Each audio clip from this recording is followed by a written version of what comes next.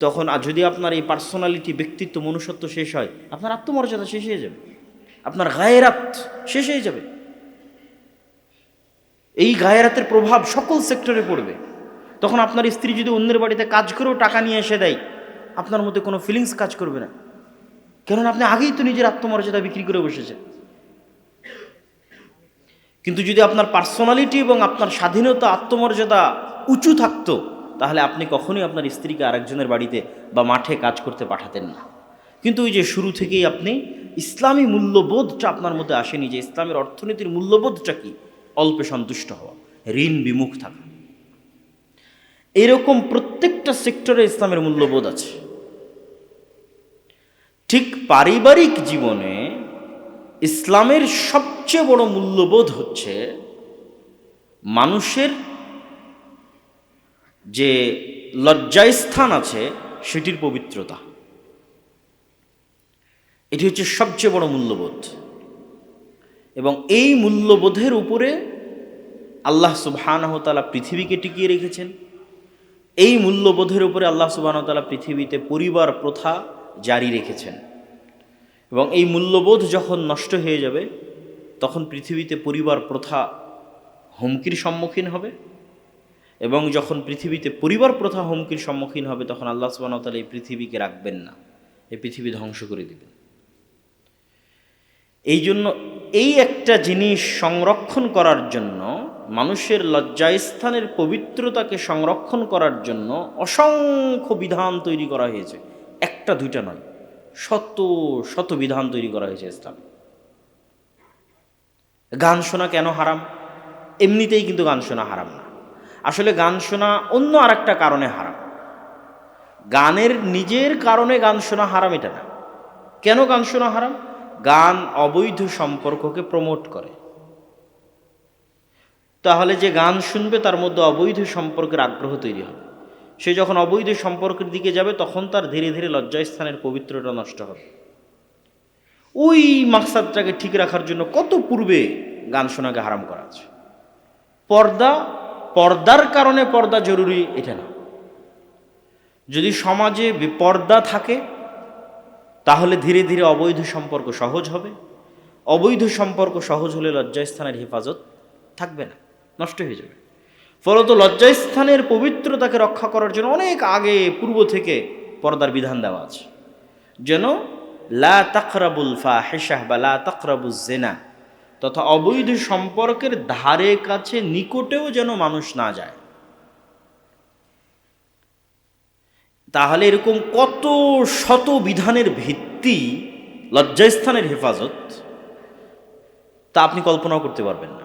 আমি আরও দু একটা উদাহরণ দেব, কিন্তু তার আগে বুঝার সুবিধার্থে আরও বলি যে ইসলামে আকীদা বা বিশ্বাসের মূল ভিত্তি হচ্ছে তাওহীদ এবং শিরক থেকে মুক্ত থাকা। তো শিরকের দিকে যেন মানুষ না যায়, এই জন্য বহু বিধানকে হারাম করা আছে। আসলে প্রকৃত অর্থে সরাসরি এটা শিরক না, কিন্তু এটা মানুষকে শিরকের দিকে নিয়ে যাবে। যে আপনি শহীদ মিনারে ফুল দিবেন, অথবা একটা ইট পাথরের খাম্বাকে সম্মান করবেন, অথবা কোনো কবরে গিয়ে ফুল দিবেন, আপনি তো আর ওই কবরের লোকের কাছে চাচ্ছেন না, শহীদ মিনারের কাছেও কিছু চাচ্ছেন না। সুতরাং এটা ডাইরেক্টলি শিরক নয়। কিন্তু এটা শিরক কেন?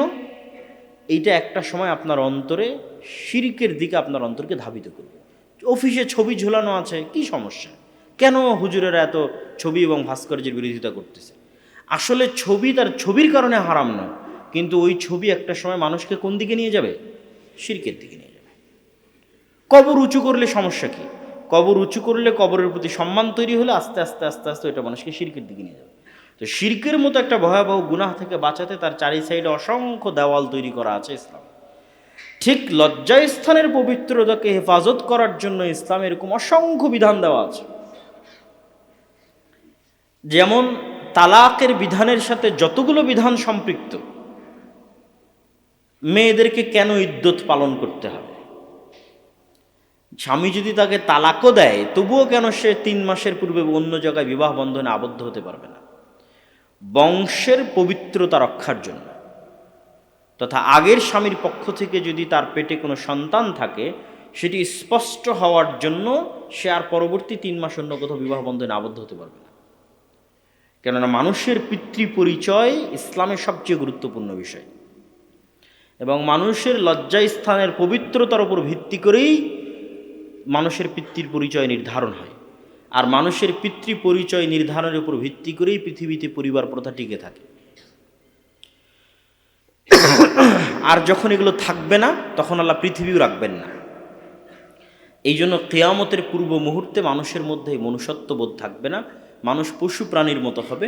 পশু প্রাণী যেমন খোলা মাঠে একজন আরেকজনের সাথে সম্পর্ক করতে দ্বিধাবোধ করে না, মানুষ নারী পুরুষ সেই পর্যায়ে পৌঁছে যাবে। তখন আর পিতৃ পরিচয় ঠিক থাকবে না, পরিবার প্রথা অব্যাহত থাকবে না, তখন আল্লাহ কিয়ামত কায়েম করবেন। তার আগ পর্যন্ত পৃথিবী চলমান থাকবে। তাহলে মানুষের সাথে এবং পশুর মধ্যে সবচেয়ে বড় পার্থক্যের জায়গা হচ্ছে পিতৃ পরিচয়ের নিশ্চয়তা এবং লজ্জাস্থানের হেফাজত। এই জন্য প্রত্যেক যা যা এই রাস্তায় মানুষকে উৎসাহী করতে পারে তার প্রত্যেকটা হারাম করা আছে। আর বর্তমান সেকুলার এবং লিবারেল যে পৃথিবী, তারা প্রত্যেকটা ওই জিনিসকে প্রমোট করে যেই জিনিস মানুষকে অবৈধ সম্পর্কের দিকে ধাবিত করে। প্রত্যেক ওই জিনিসকে তারা মানুষকে, নারীকে প্রোডাক্ট, পণ্য দ্রব্য হিসেবে ব্যবহার করে। আবার মুসলমানদের উপর তারা অভিযোগ চাপায় যে মুসলমানেরা নাকি নারীকে পণ্যদ্রব্য মনে করে। না, মূলত তারা নারীকে পণ্যদ্রব্য মনে করে, প্রোডাক্ট মনে করে, বিক্রিযোগ্য পণ্য মনে করে।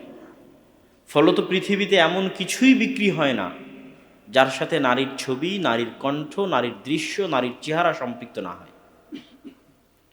প্রত্যেকটা অ্যাড, প্রত্যেকটা অফিসের রিসিপশন, প্রত্যেকটা শোরুম, যেখানে যাবেন, গাড়ি কিনতে যান, কাপড় কিনতে যান, যাই কিনতে যান না কেন, সেখানে নারীকে শোপিসের মতো ইউজ করা হচ্ছে, যেন আপনি তার কারণে তার চেহারা এবং তার সৌন্দর্য উপভোগ করতো সেই জিনিসটি ক্রয় করতে উদ্বুদ্ধ হন।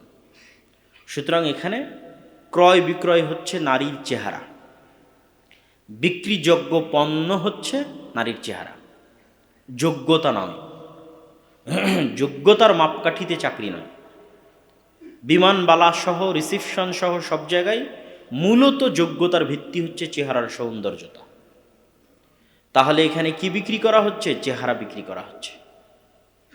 আর ইসলাম সম্পূর্ণরূপে মানুষের মনুষ্যত্বকে এইরকম বিক্রিযোগ্য জায়গায় নামিয়ে আনার বিরোধী, মানুষকে যন্ত্র হিসেবে ট্রিট করার বিরোধী ইসলাম। ইসলাম কখনই মনে করে না যে মানুষ একটা যন্ত্র, কিন্তু আজকের সেকুলার এবং লিবারেল পৃথিবী মনে করে মানুষ একটা যন্ত্র। কিসের যন্ত্র? পয়সা কামানোর যন্ত্র, পয়সা ইনকাম করার মেশিন। এইভাবে আমাদের শিক্ষা ব্যবস্থা তৈরি করা হয়েছে, এইভাবে আমাদের পারিপার্শ্বিকতা তৈরি করা হয়েছে। কিন্তু ইসলামের দৃষ্টিতে মানুষকে যদি পয়সা কামানোর যন্ত্র মনে করা হয়, তাহলে এতে মানুষের অপমান করা হয়। মানুষের পয়সা কামানোটা হচ্ছে তার অপশনাল।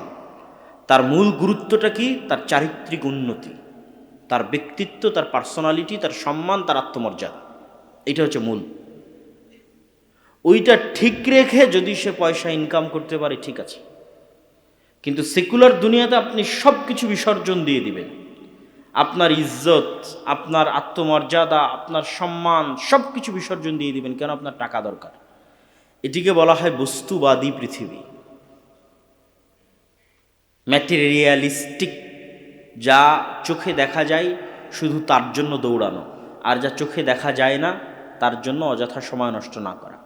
কেননা নেকি, সম্মান, মর্যাদা, ব্যক্তিত্ব, জান্নাত, জাহান্নাম, আল্লাহর সন্তুষ্টি, গুনাহ, এগুলো একটাও চোখে দেখা যায় না। কিন্তু টাকা অবশ্যই চোখে দেখা যায়, বাড়ি গাড়ি অবশ্যই চোখে দেখা যায়। এই জন্য ইসলামে বিশ্বাসের ক্ষেত্রে শুরুতেই বলা আছে আল ঈমান বিল গায়ব, অদৃশ্যের উপর বিশ্বাস। আপনি মুসলিম হতে চাইলে অদৃশ্যের উপর বিশ্বাস দিয়েই ইসলামের শুরু। যতগুলো পয়েন্ট, 6টা, তার বেশিরভাগই অদৃশ্য। আল্লাহ সুবহানাহু ওয়া তাআলাকে আমরা দেখেছি? দেখিনি।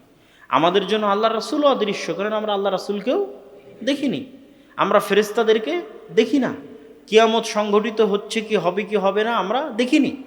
তাকদীরের বিষয় আমরা জানি না, তাহলে ইসলামের মৌলিক যে 6টা বিশ্বাস তার প্রত্যেকটা অদৃশ্য, এবং এটির উপরে ইসলাম টিকে আছে।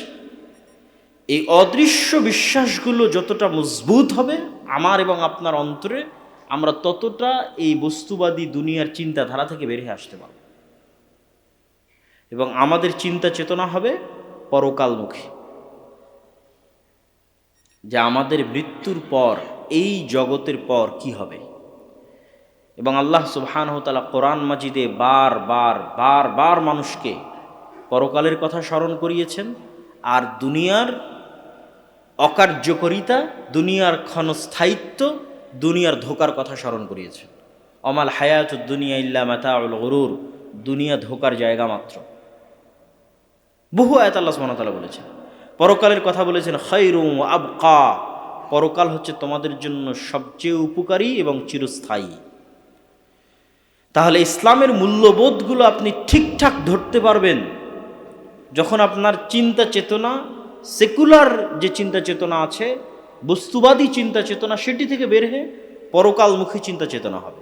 পরকাল ঠিক রেখে আপনি সব কিছু অর্জন করতে পারেন, ইসলামে বাধা নাই। কিন্তু আপনি দুনিয়ার জন্য সব কিছু বিসর্জন দিয়ে দিলেন, তার মানে দিন শেষে আপনার ব্যক্তিত্ব, আত্মমর্যাদা, আত্মসম্মান, ইজ্জত সব কিছু বিসর্জন দিয়ে দিলেন। যেমন আমাদের মা এবং বোনদের উদাহরণ আমি তুলে ধরেছি। সম্মানিত উপস্থিতি,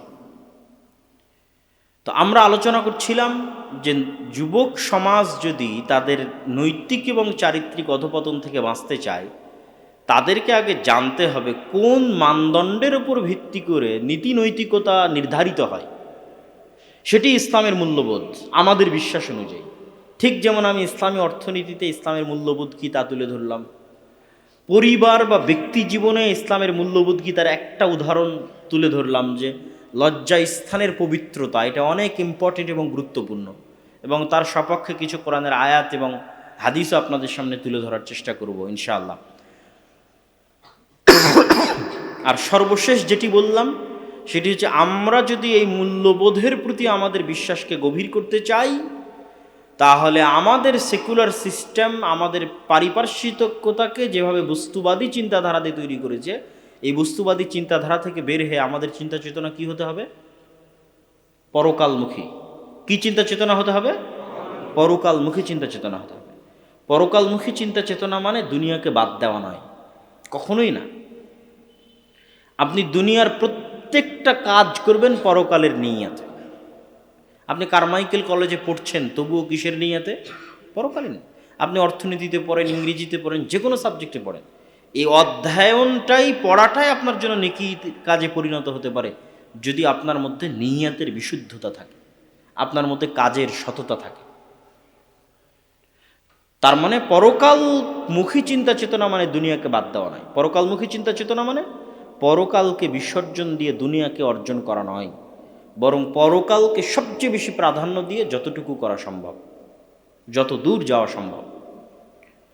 তো পবিত্র কোরআন এবং হাদিসে আল্লাহ সুবহানাহু তাআলা মানুষের চরিত্রের বিষয়ে এবং আমাদের আজকের যে অধপতনের যে মৌলিক জায়গাগুলো, যদি আমরা কয়েকটা জায়গা ইন্ডিকেট করি, নেশাদার দ্রব্যে আসক্ত হওয়াকে ইন্ডিকেট করি, অবৈধ সম্পর্ককে ইন্ডিকেট করি, পাওয়ার এক্সারসাইজ তথা পলিটিক্যাল যে গণতান্ত্রিক ডেমোক্রেটিক যে রাজনীতি এবং ছাত্র দলগুলোর মধ্যে যে দ্বন্দ্ব, ছাত্র সংগঠনগুলোর মধ্যে, সেটিকে যদি ইন্ডিকেট করি, এই 2-3টি বিষয় আমি মনে করি যুবক সমাজের ধ্বংসের জন্য এবং অধপতনের জন্য সবচেয়ে বেশি দায়ী।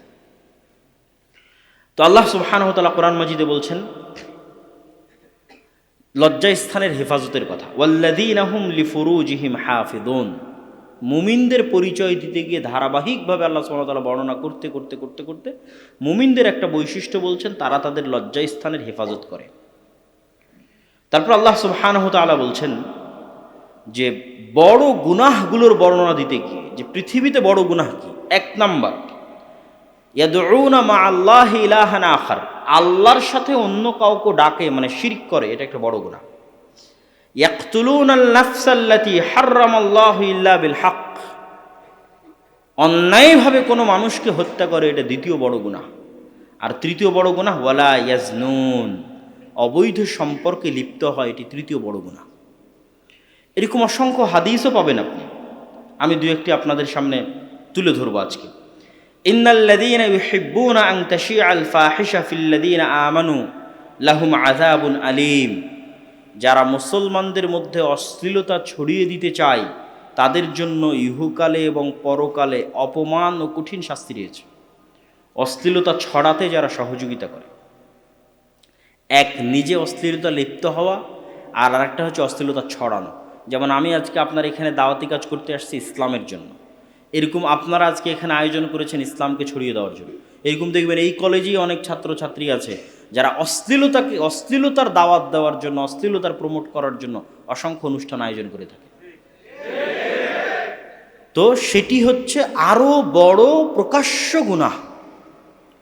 একটা হচ্ছে আমি একটা গুনাহে লিপ্ত হলাম, কিন্তু আমার অন্তরে আফসোস আছে সেই গুনাহের জন্য, এবং আমি চাচ্ছি আমার এই গুনাহটা গোপন থাক।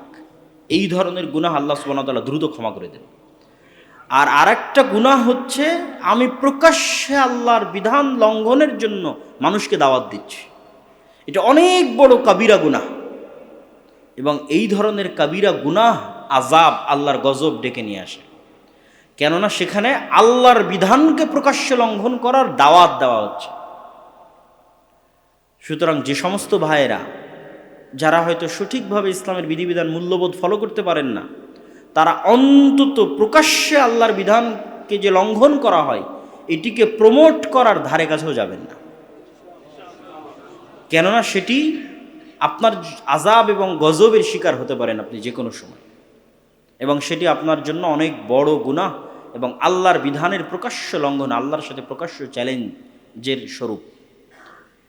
আল্লাহ সুবহানাহু ওয়া তাআলা পবিত্র কোরআন মাজিদে এই অবৈধ সম্পর্ক থেকে মানুষকে বাঁচানোর জন্য অনেক সিস্টেম দিয়ে রেখেছেন। যেমন পর্দার কথা বলেছি, চক্ষু নিচু রাখার কথা বলেছি, আরও যত বিবাহের কথা, তালাকের আইন, সব কিছু।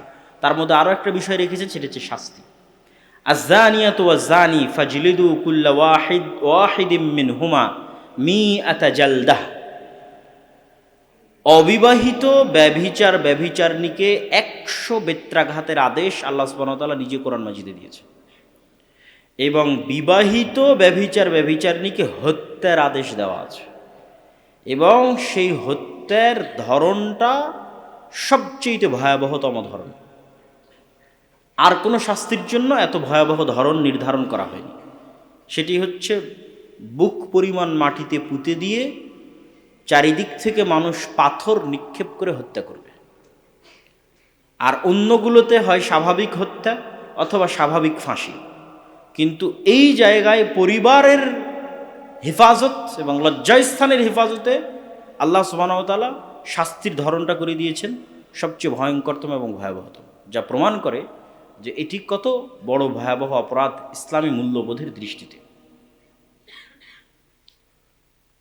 আল্লাহ সুবহানাহু ওয়া তাআলা শুধু মুমিনদেরকে নয়, বরং মুমিনা নারীদের ক্ষেত্রেও যখন আল্লাহ সুবহানাহু ওয়া তাআলা অপরাধের বর্ণনা দিয়েছেন, আল্লাহ ইউশরিকনা বিল্লাহ, তোমরা আল্লাহর সাথে শরীক করবে না, ওয়ালা ইয়াকতুলনা আওলাদাহুন্না, নিজেদের সন্তানদেরকে অন্যায়ভাবে হত্যা করবে না। দেখবেন ওই সিকোয়েন্স ঠিক আছে। আগের আয়াতেও আল্লাহ 1 নম্বরে রাখলেন শিরক, তারপরে হত্যা। এখানেও শিরক, হত্যা, তারপরে ওয়ালা ইয়াজনুন, ওয়ালা ইয়াজনিন, যেন জেনায় লিপ্ত না হয় নারীদের ক্ষেত্রে। আল্লাহ সুবহানাহু ওয়া তাআলা এরকম পবিত্র কোরআন এবং আয়াতে এবং হাদিসে এই বিষয়গুলোকে অত্যন্ত ভয়াবহভাবে এবং অত্যন্ত স্পষ্টভাবে তুলে ধরা আছে। রাসূলুল্লাহ সাল্লাল্লাহু আলাইহি ওয়াসাল্লাম যখন পাপের বর্ণনা দিয়েছেন, গুনাহের বর্ণনা দিয়েছেন, তখনও তিনি যে গুনাহের যে সিরিয়ালগুলো করেছেন সেই সিরিয়ালগুলোর ক্ষেত্রে তিনি অবৈধ সম্পর্ককে ধারাবাহিক সিরিয়ালের ক্ষেত্রে প্রাধান্য দিয়েছেন। যেমন রাসূলুল্লাহ সাল্লাল্লাহু আলাইহি ওয়াসাল্লাম বলেন, তোমরা 7 ধরনের বড় পাপ থেকে বেঁচে থাকো। এবং আব্দুল্লাহ বিন মাসউদ রাদিয়াল্লাহু তাআলা আনহু রাসূলুল্লাহ সাল্লাল্লাহু আলাইহি ওয়াসাল্লামকে জিজ্ঞেস করলেন, আইয়ু যামবি ইনদাল্লাহি আকবার, আল্লাহর নিকটে সবচেয়ে বড় পাপ কোনটি? তখন রাসূলুল্লাহ সাল্লাল্লাহু আলাইহি ওয়াসাল্লাম উত্তরে বললেন, আন তাজআলা লিল্লাহি নিদ্দান ওয়া হুয়া খালাকাক, আল্লাহর নিকটে সবচেয়ে বড় পাপ হচ্ছে তুমি ওই আল্লাহর সাথে কাউকে শরীক স্থাপন করবে যিনি তোমাকে সৃষ্টি করেছে। যে আল্লাহ তোমাকে সৃষ্টি করেছে তিনিই তোমার ইবাদত পাওয়ার হকদার, তো তুমি তার সাথে অন্য কাউকে শরিক করবে, এটি সবচেয়ে বড় অপরাধ। আমি জিজ্ঞেস করলাম সুম্মা আইয়ু, তারপরে সবচেয়ে বড় অপরাধ কোনটি? আল্লাহ নবী বললেন আং তাকতুলা ওয়ালাদাকা খাশিয়াতা ইয়াতাআমা মাক, নিজের সন্তানকে এই ভয়ে হত্যা করলে যে তোমার সন্তান তোমার সাথে খাবে আর তুমি তার খাবারের ব্যবস্থা করতে পারবে না। মানে দারিদ্রতার ভয়ে নিজের সন্তানকে হত্যা করলে, এটা হলো পৃথিবীর দ্বিতীয় বড় মহাপাপ। আমি বললাম তারপরে কোনটা? সুম্মা আইয়ু, তিনি বললেন আং তাজনিয়া বেহালিলাতে জারিক, তোমার প্রতিবেশীর স্ত্রীর সাথে অথবা তোমার ভাইয়ের, তোমার আত্মীয় স্বজনের স্ত্রীর সাথে জেনায় লিপ্ত হলে। স্বাভাবিকভাবেই তিনটা বড় পাপের ধরন একই রকম আছে, তথা আগের যে সিরিয়াল সেই সিরিয়ালই ঠিক আছে। 1 নম্বরে শিরক, 2 নম্বরে হত্যা, 3 নম্বরে জেনা। কিন্তু হত্যার ক্ষেত্রে আরও বড় হত্যা যদি নিজের সন্তানকে হত্যা করে। হত্যার ক্ষেত্রে আরও বড় অপরাধ যদি রিজিকের ভয়ে হত্যা করে। কেন? রিজিকের মালিককে আল্লাহ সুবহানাহু ওয়া তাআলা। ঠিক জেনার ক্ষেত্রে অবশ্যই এটা নিজের জায়গায় অনেক বড় পাপ, কিন্তু এটা আরও বড় পাপে পরিণত হয় যখন মানুষ তার প্রতিবেশী, তার আত্মীয় স্বজন বা তার ভাইয়ের হককে নষ্ট করে তার স্ত্রীর সাথে জেনায় লিপ্ত হয়। তখন এখানে দুটো অপরাধ সম্পৃক্ত হয়। এই জন্য রাসূলুল্লাহ সাল্লাল্লাহু আলাইহি ওয়াসাল্লাম সেটিকে ধারাবাহিকভাবে উল্লেখ করেছেন। আল্লাহ নবী বলেন ইজা জানাল আবদ খারাজা মিনহুল ঈমান, যখন কোনো মানুষ জেনায় লিপ্ত হয় তখন তার ভিতর থেকে ঈমান বের হয়ে যায়, এবং তওবা করে ফেরত না আসা পর্যন্ত তার ভিতরে ঈমান প্রবেশ করে না। তৈরি না হওয়া পর্যন্ত, আল্লাহর কাছে ক্ষমা না চাওয়া পর্যন্ত ঈমান প্রবেশ করে না। আর যদি করতে করতে এটি তার স্বভাবে পরিণত হয়ে যায়, তাহলে ওই যে অন্তরে মোহর মারার মতো, তার কাছে গুনাহকে আর গুনাহ মনে হয় না, তার অন্তর অপছন্দনীয় কাজকে আর অপছন্দ মনে করে না। তখন তার অন্তরে কী হয়? মোহর মারা হয়ে যায়, চিরস্থায়ী পথভ্রষ্ট হয়ে যায়। সম্মানিত উপস্থিতি, রাসূলুল্লাহ সাল্লাল্লাহু আলাইহি ওয়াসাল্লামের এই হাদিস এবং পবিত্র কোরআনের এই আয়াতগুলো আমাদের জন্য স্পষ্ট বার্তা দিচ্ছে যে আমাদের নীতি নৈতিকতা এবং চারিত্রিকতার দিক থেকে আমাদেরকে কতটা মজবুত এবং কতটা শক্তিশালী হতে হবে। এবং কেন হতে হবে আমি তা শুরুতেই আপনাদের সামনে পরিষ্কার করেছি, যে মুসলমানদের ব্যক্তিগত পার্সোনালিটি, শাখসিয়াহ, গায়রাত, আত্মমর্যাদা, আত্মসম্মান রক্ষার জন্য। এই জন্য রাসূলুল্লাহ সাল্লাল্লাহু আলাইহি ওয়াসাল্লাম বলেছেন লা ইয়াদখুলুল জান্নাতা আদ-দায়ুস, দায়ুস জান্নাতে প্রবেশ করবে না। দায়ুসকে, যার আত্মমর্যাদা নাই, পার্সোনালিটি নাই, ব্যক্তিত্ব নাই, যে তার পরিবারে বেহায়াইর সুযোগ দিয়েছে, সে দায়ুস। তথা দিয়াসা, শুকুরের চর্বিতে দিয়াসা থাকে। আল্লাহ এই জন্য শুকুরকে হারাম করেছে। শুকুরের চর্বির মধ্যে গায়রাতহীনতা, আত্মমর্যাদাহীনতা নিহিত আছে। এই জন্য শুকুর ঘৃণিত, অপরিষ্কার, জঘন্য, নিকৃষ্ট জায়গায় থাকে, এবং অপরিষ্কার থাকা সে পছন্দ করে। এমনকি তাদের যে বিষ্ঠা আছে, তাদের যে মল আছে, সেটিকে চাটা এবং খাওয়া শুকুরের নিজস্ব চারিত্রিক বৈশিষ্ট্য, যা তার গোস্ত এবং তার চর্বির মধ্যে এই ধরনের নিকৃষ্টতাকে নিহিত করে, অন্তর্ভুক্ত করে। ফলত মানুষ যখন প্রচুর পরিমাণে শুকুরের চর্বি খাবে, তখন ধীরে ধীরে ধীরে ধীরে তার মধ্যে ওই গায়রাতহীনতা চলে আসবে। তখন সেও এরকম নিকৃষ্ট, অপবিত্র, জঘন্য, মানুষের কাতার থেকে নেমে পশুর কাতারে চলে যাওয়া। তার স্ত্রীর বিষয়ে তার মধ্যে কোনো গায়রাত, তার কন্যা, তার বোনের বিষয়ে তার মধ্যে কোনো গায়রাত কাজ করবে না। এই জন্য দেখবেন আজকে অনেক যারা কাপল ব্লগিং করে, নিজের স্ত্রীর চেহারাকে বিক্রি করে মানুষের কাছ থেকে টাকা ইনকাম করে। মানে তার মধ্যে গায়রাতের মাত্রাটা কোন পর্যায়ে, আত্মমর্যাদার লেভেলটা কোন পর্যায়ে, এটা বিভিন্নভাবে তৈরি হয়েছে তার মধ্যে। হয় হারাম ইনকামের কারণে তৈরি হয়েছে, না হয় হারাম ভক্ষণের কারণে তৈরি হয়েছে, না হয় পারিপার্শ্বিক অবস্থার কারণে তৈরি হয়েছে, না হয় বস্তুবাদী চিন্তাধারার কারণে তৈরি হয়েছে, দুনিয়াকে প্রাধান্য দেওয়ার কারণে তৈরি হয়েছে। কিন্তু তার মনুষ্যত্ব, তার পার্সোনালিটি, তার ব্যক্তিত্ব শেষ হয়ে গেছে, নাই, যখন থেকে সে তার স্ত্রীকে বিক্রি করে টাকা ইনকাম করা শুরু করেছে। তো এই জন্য রাসূলুল্লাহ সাল্লাল্লাহু আলাইহি সাল্লাম বলেছেন সে জান্নাতে যাবে না। যখন মানুষ ওই লেভেলে চলে যায় তখন তার রক্ত আর শূকরের রক্ত একই রকম হয়ে যায়। আর অতি আত্মমর্যাদা সম্পন্ন মানুষ, অতি আত্মমর্যাদা সম্পন্ন যুবক সমাজের ফিতনাকে দূর করতে পারবে। কিভাবে সমাজের ফিতনাকে দূর করতে পারবে আমি বলি, মেয়েদেরকে পথভ্রষ্ট করা অনেক সহজ, তাদেরকে যে কোনো ফাঁদে ফেলা অনেক সহজ, তাদেরকে পথভ্রষ্ট করা শয়তানের জন্য পুরুষের তুলনায় অনেক অনেক সহজ। এই জন্য যখনই আপনি মেয়েদেরকে স্বাধীন করে দিবেন, আজাদ করে দিবেন, তখন তাদের পথভ্রষ্ট হয়ে যাওয়ার সম্ভাবনা সবচেয়ে বেশি। আপনি তাদেরকে আর নিয়ন্ত্রণ করতে পারবেন না, কন্ট্রোল করতে পারবেন না। তাহলে সমাজে ফিতনা দূর করার জন্য পুরুষকে আত্মমর্যাদাশীল হতে হবে, পুরুষকে আত্মমর্যাদা সম্পন্ন হতে হবে, যে তার স্ত্রীকে, যে তার কন্যাকে, যে তার বোনকে তাদের ইজ্জত রক্ষার জন্য তাদেরকে পর্দার মধ্যে রাখবে, তাদেরকে ছেড়ে দিবে না, তাদেরকে উন্মুক্ত করে দিবে না। এর জন্য তার ভিতরে আত্মমর্যাদা থাকা লাগবে, গায়রাত থাকা লাগবে।